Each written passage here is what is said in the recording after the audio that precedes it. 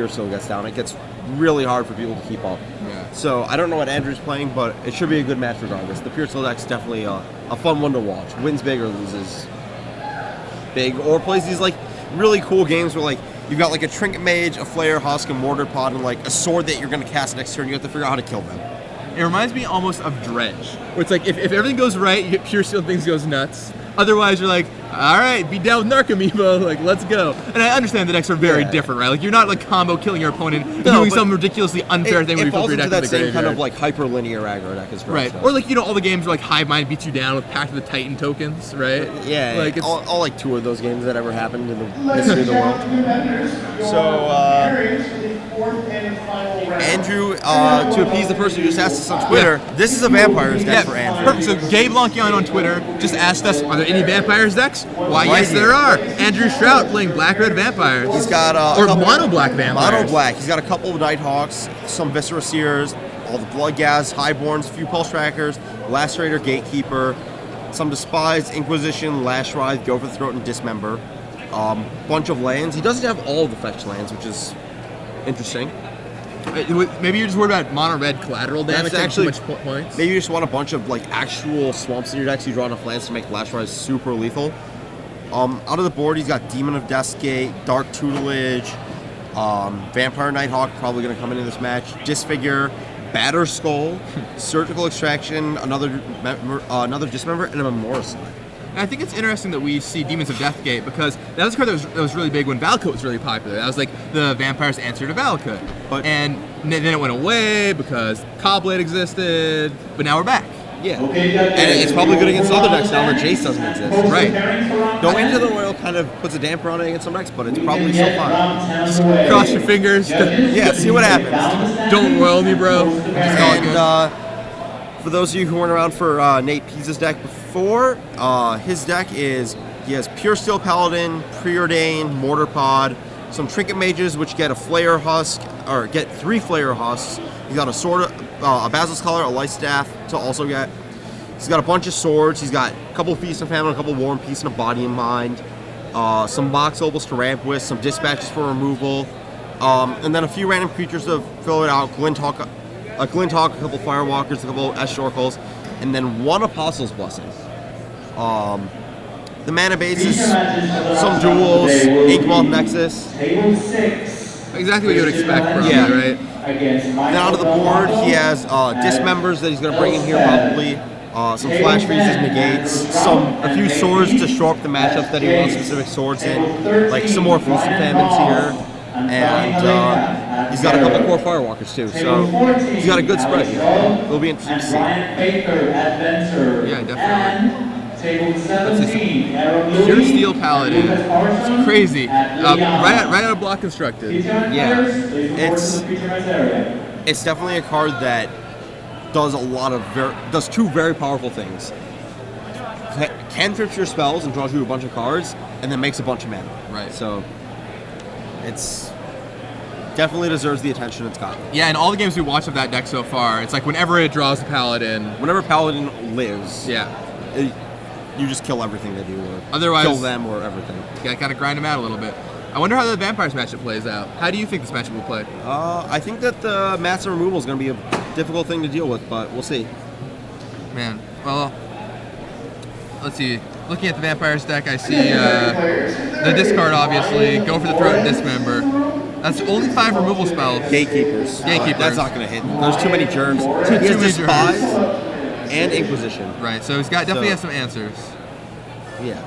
Game 1, and you might be able to just, maybe you won't get targeted on turn 1, be able to lay that Paladin, but if you can just strip the Paladin away from Nate Pease's hand, it's going to be a rough going.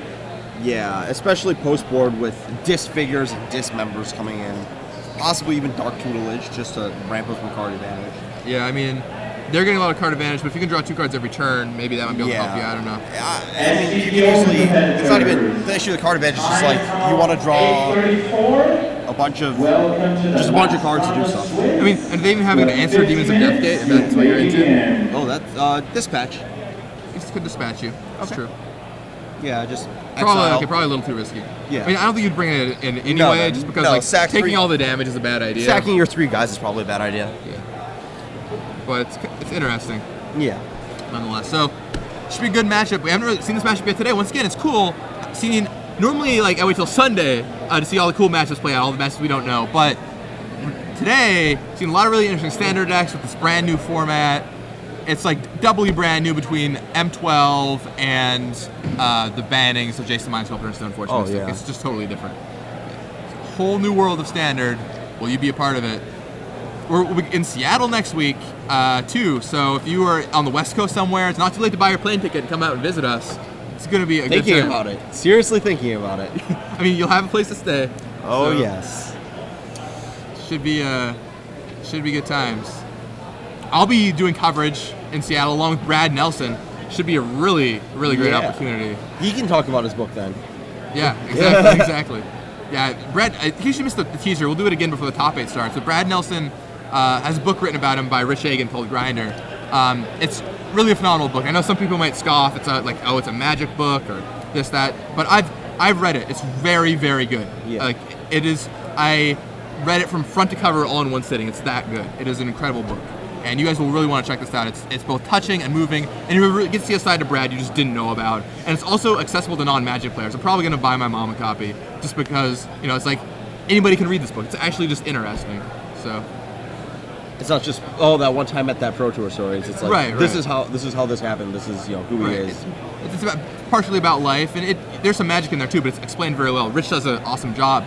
In the meantime, we're heading into round 10. Nate Pease versus Andrew Shrout. Andrew on Mono Black Vampires, Nate Pease on Pure Steel Paladin.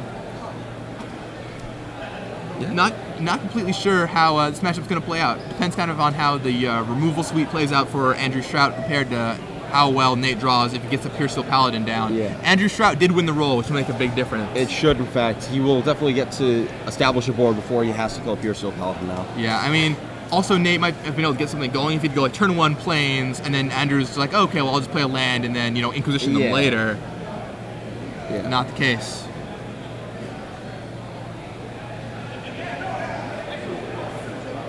So.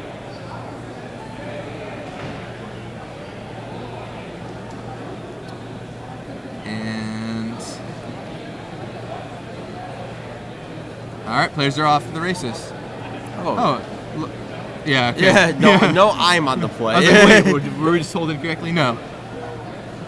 So Andrew has no turn 1 play. Nate goes for a Colonnade on the first turn. Turn 2, Andrew Shrout opts for a Bloodghast. This gives Nate an opening to cast Pierce the Paladin. But I don't know if he would want to anyway. Probably just get Gatekeepered away or something. Yeah, that's another huge thing about being on the play is that if Nate doesn't have a 1-drop, Gatekeeper's going to come right in and stop any turn 2 Spirit Seals. But looks like Nate doesn't actually have the mana to cast it, possibly, or is just choosing not to play it. Inkwealth Nexus for him, next to a Celestial Colonnade. Playing a Mortar Pod. Okay. And now the jig is probably up here. Yeah, probably not the best thing to trade for that Bloodghast either. But we'll see what goes on. Bloodghast gets in for 2. Nate goes to 18. I mean, unless Andrew Shrout still thinks Stoneforge Mystic is in the format, Mortar Pod is assigned to Pierce the Paladin deck. Gatekeeper gets kicked on the... Alright, Bloodghast going away. Yeah, most likely. I mean, unless he really wants to nug Andrew for a point. Yeah, just gotta Gatekeeper that token away, because you're never gonna Gatekeeper anything else but a Germ token. Right, yeah, I mean, once the Germ army gets active. Force his hand now before he can get into the German, and it looks like Nate Pease is definitely off a double white with another Inkwealth Nexus as his 3rd land. Yeah, that's definitely a big deal. Yeah. Let's see if Nate has a play here. Maybe a Trinket Mage potentially. Oh, Sword looks Piece, like Sword a of War sword's Piece. gonna happen. Gonna start suiting up that Inkwealth and maybe getting in. Yeah, if he has 4th land. Gain some life, beat some people down. Yeah. All right. There's the War and Peace. Attack for 2 with Gatekeeper Malakir, dropping Nate Pease down to 18 life. 16. The Bloodghast hit last turn. Sorry, 16 life. Bloodghast rebuys from the graveyard from landfall. Off from a Marsh Flat, so that's going to happen again at least once. And yeah, that's the synergy with Bloodghast. It just keeps coming back. For a lot of control decks, mid-range decks, whatever, dealing with Bloodghast can be an issue. There's a Gatekeeper Malakir, not kicked this time. S Champion. Ooh. S Champion, oh boy. With Metalcraft. And another Gatekeeper, by the way. I could have guessed he had that one just because I don't think he would have ran out of blank Gatekeeper knowing his opponent has a bunch of creatures in his deck. I don't know. It kind of looked like he picked it off the top, but... Really? Man. I don't know. Well, let's see what goes on here. Nate Pease sitting at only 10 life now. His life total's been halved. 8 points of damage coming in next turn. It's very close to dead. Basilisk Caller, okay. Still no 4th land for him, so he cannot suit up those Nexuses. This game could be over pretty fast. Andrew untaps his squad of 4 guys. Looks at a hand that looks like pretty much all lands.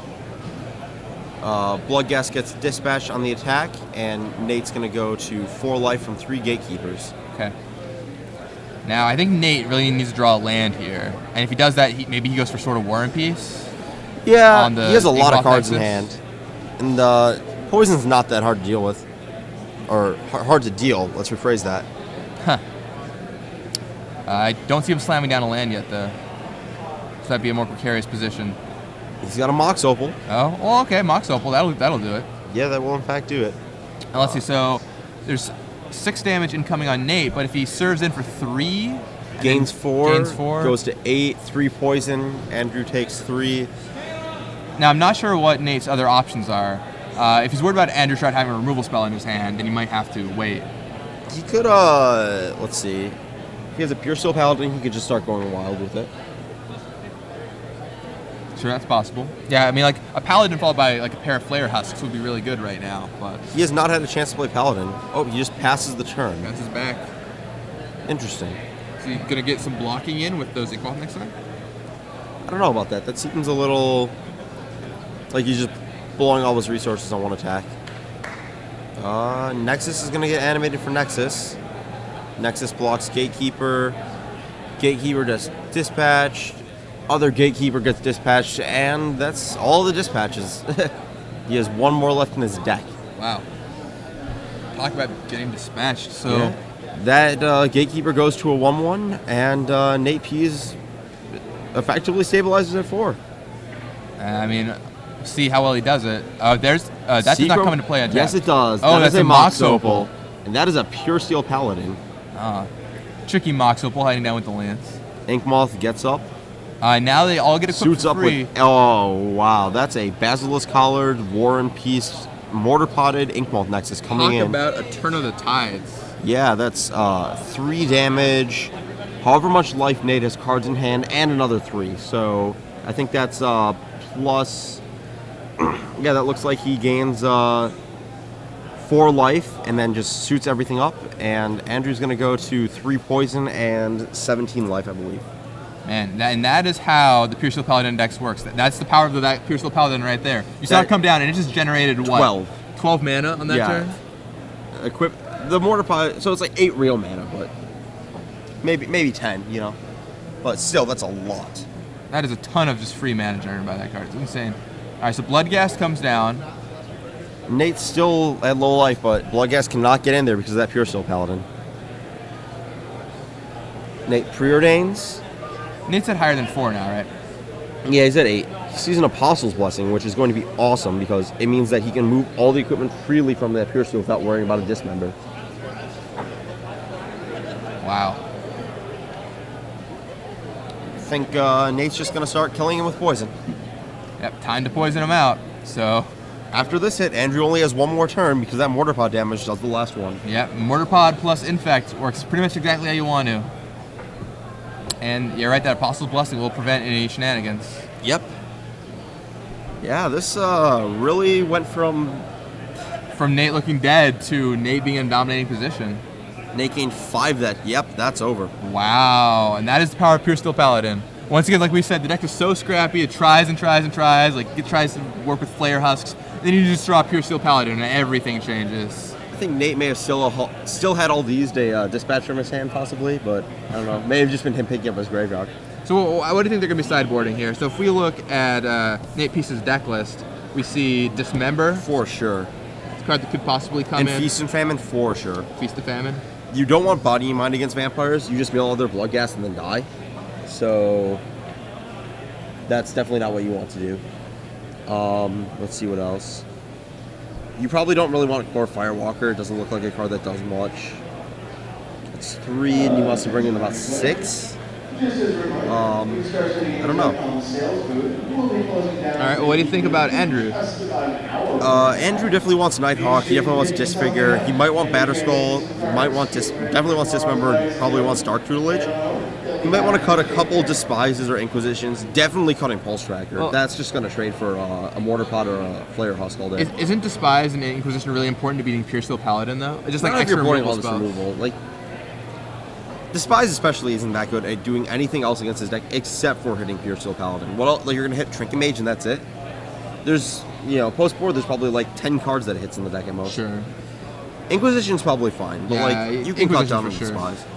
But Pulse Tracker's definitely out post-board. Yeah, Pulse Tracker seems like a pretty weak card. I think I would take out 3 Despise, 3 Pulse Trackers, bring in 2 Nighthawks, 2 Disfigures, 2 Dark Tutelage, and I still want like a couple more slots for Dismember and maybe Batterskull, so I don't know. You think you cut guys to do that, or? Yeah, you can probably cut like some Viscera Seer or something. Maybe you don't really need to blaze them out. Shave some of the weaker vampires? Yeah. Some of the things that aren't going to like help you grind them out with removal and Dark Tutelage. Okay. I mean, how much do you like Dark Tutelage in this matchup? I think it's pretty key. I remember playing Vampires versus White Weenie pre-Callblade, and you just always wanted Dark Tutelage just to draw all the removal you had. Though with Dismember, it might be a little bit more risky. Right. I mean, you're taking damage, and plus, like, it's a beatdown deck too. They could just start throwing damage at you. They don't have that much damage to throw, though. Sure. Situationally good. We'll see how the players use the sideboard here.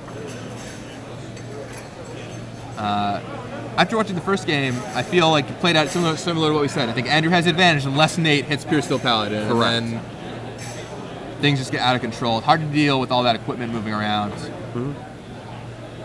Especially sort of War and Peace and Basilisk Color. Yeah. Well, Feast and Famine too later on, once he starts giving guys pro-black to get through blocks and attacks. Right.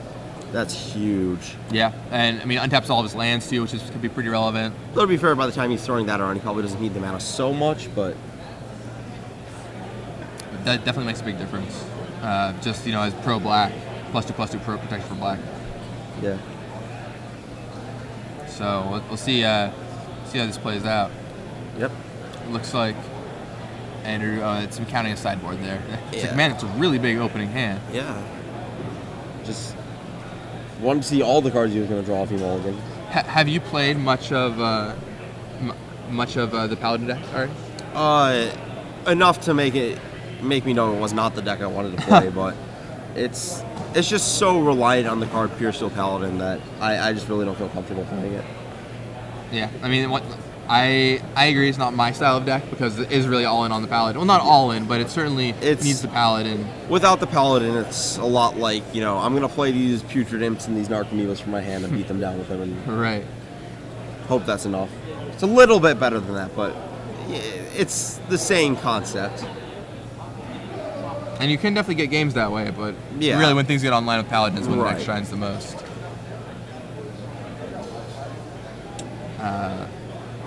Yeah, I mean, we'll see. Yeah, I guess Despise isn't that good in this matchup. Lashwrath is an interesting card that the mono black version of Vampire just gets to use to good effect. Lashwrath is an awesome card. Yeah, we haven't seen that one played very much at all lately, but no, it kills fast. It's really good with some of the mechanics like Infect and Lifelink. Vampire Nighthawk with Lashwrath is going to be very hard for Nate to stop. You get hit by a War and Peace, but that hit's going to be even worse. Right.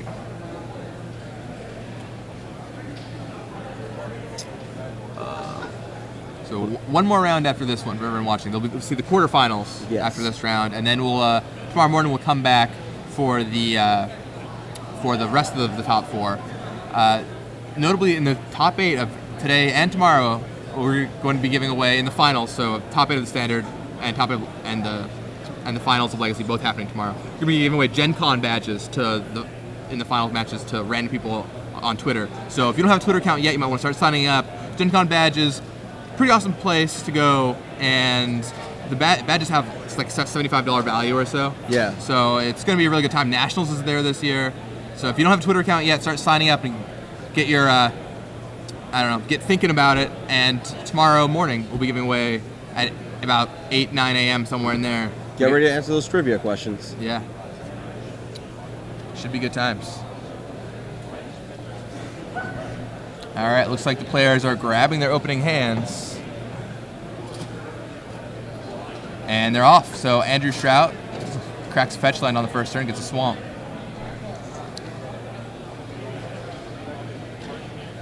And what do we have? The Lacerator. Inquisition. Probably a discard spell. Nope, there's a Lacerator. I think he has both. He's thinking about which one to do. I think he can safely Inquisition on the second turn. He can wait a turn. It's probably better to wait a turn in case he draws one. Yeah. A Pure Steel, I mean. So Lacerator comes down for Andrew Shrout. Nate Pease goes Seachrome Coast. Select Lifestaff. All right. That was a card that Callblade had to be Vampires originally. So right. You know, it pushes your guys up past that 2 toughness barrier that a lot of other guys have. And the life's huge. So Inquisition down for Andrew. Sees Pure Steel, Mortar Pod, one of each War and Peace and Feast and Famine, and a couple lands to go with that. Yeah, I just easily take the Pure Steel Paladin here. Yeah, I don't know. Maybe he wants if he has removal, he might not want to do that. He might want to just take that Feast and Famine.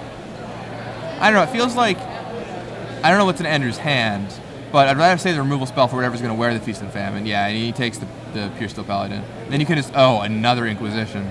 Oh, there we go. Yeah, and now he's going to take the Feast and Famine, probably.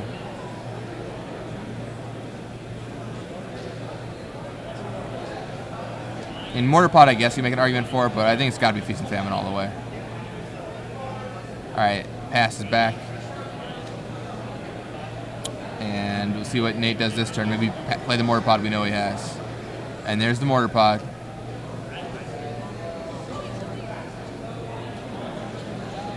Now, Mortar Pod, not so good on this board.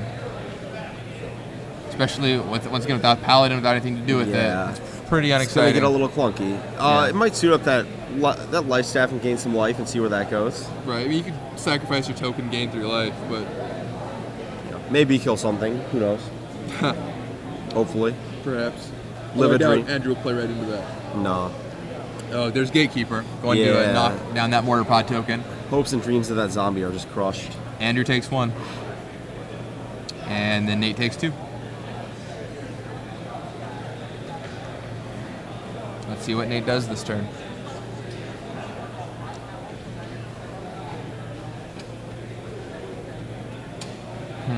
Alright, plays another Plains. Taps 3. Trick Mage time. Sword of War and Peace. He has an Ink Moth Nexus, so it can suit up next turn, but I don't know if that's going to be enough.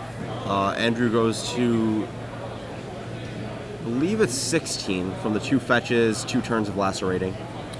Sounds about right. The Lacerators do cut themselves before each hunt, after all.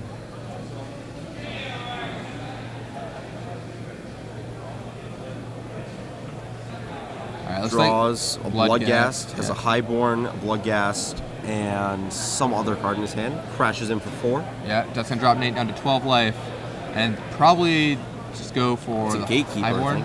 Yeah, just going to put Highborn in play, prevent, just get things in place to kill him immediately. Yeah, I like that. You don't want to accidentally get Mortar Potted, like a Bloodghast Mortar Potted or something.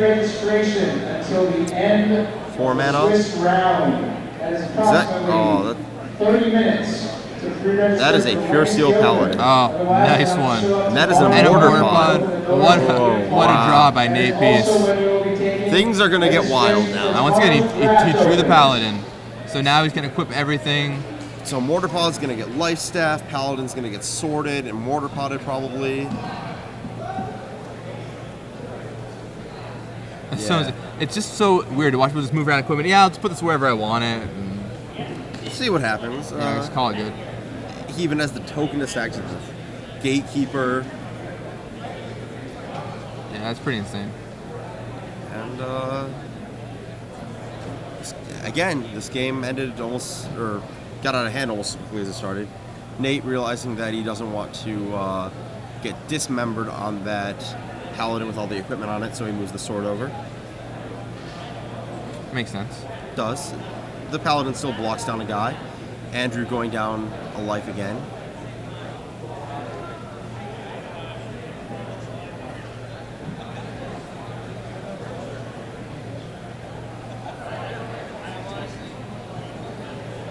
You know, Andrew is actually at one less life than I think we had him at, because the shot from the mortar pod. Right. I don't know if we counted that. Yeah, the mortar pod. Now, I mean, man, that Pure Steel Paladin is to say. Plus the mortar pod in Nate's hand to cantrip too. Yeah. And Andrew goes from a rather confident position to stumbling. Trying to figure out how we can win it right before that Sword of War and Peace connects on that Nexus with everything on it. Yeah, let's see. So with that Nexus, it could be a plus. It's a 3. 4. It's a 4 and some mortar pods on it. Yeah. So it'll hit for 4 poison. Huh. 4 poison plus whatever Nate has in his hands. So Pure Steel Paladin generated 7 mana this time, and drew a card. Yeah. It's 1 turn. 1 turn. Yeah, that card is absurd. It just does so much for you over time. It does, in fact. For one of the few Mirren cards in New Phyrexia, it certainly pulls its weight. If you're only going to give him 10%, you got to give him some good ones. Yep. So looking at Andrew's hands, I know he has a Blood Gas. I'm not sure what his other options are. He's got a Gatekeeper. I think he's looking at... Is that a Dismember? Yeah. Going down to 9 life. Getting into burn range. Getting very close to burn range.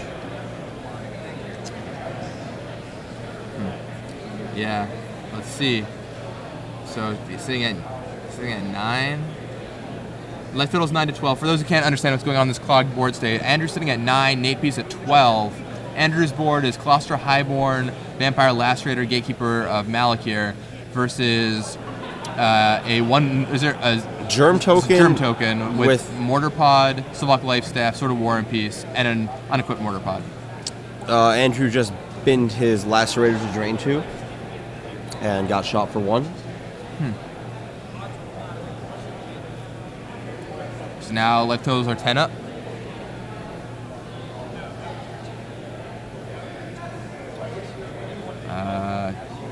Nate's tapping some mana. Looks like he's going to maybe activate. Yeah, activates Inkmoth Nexus.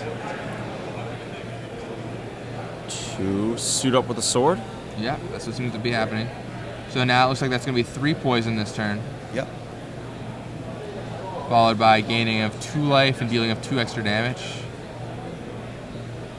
Maybe we'll see a double kill. Who knows? Huh. You never know what you're going to see. Exactly.